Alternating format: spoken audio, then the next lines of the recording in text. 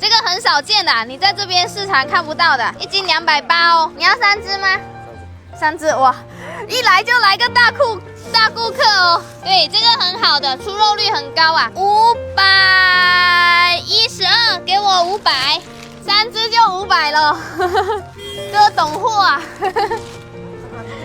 来，谢谢哈。犀牛琵琶虾，本来以为今天这个虾会挺难卖的，因为它价格有点高，没想到一到就被一个饭店老板盘了3只走了。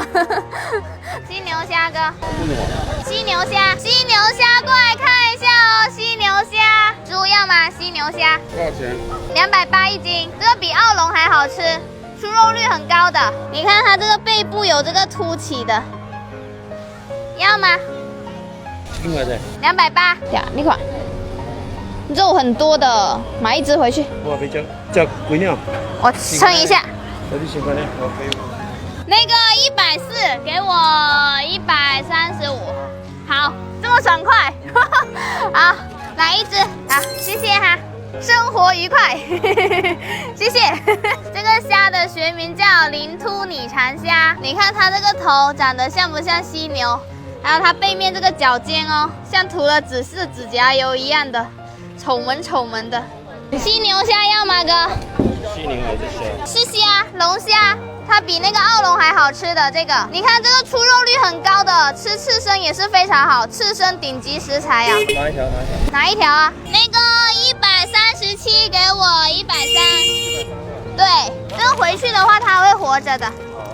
好，谢谢支持啊，谢谢，拜拜。一下就只剩下1只了，完全想不到，我还以为今天又要卖到天黑了，晚上还以为要吃上这个顶级食材了。哥看一下，犀牛虾剩最后1条了，不够吃是吧？还有一个，哎，你往哪里爬？你看，紧紧抓住我了，啊，有点痛啊，兄弟，松开。犀牛虾姐姐，就只有1只，对，只剩下1只，不够吃是不是？这个虾好像有的地方叫它红虾，你们那边叫它什么呢？280一斤，这条可能134，对，不够吃是吧？这个出肉率很高的，看，就1只啦。对，只剩下1只吧，来1只吧。哇，最后1只被美女姐姐买了，半斤137，给我130。这个的话不用打烊也没事，对。你看她开心的，害羞了。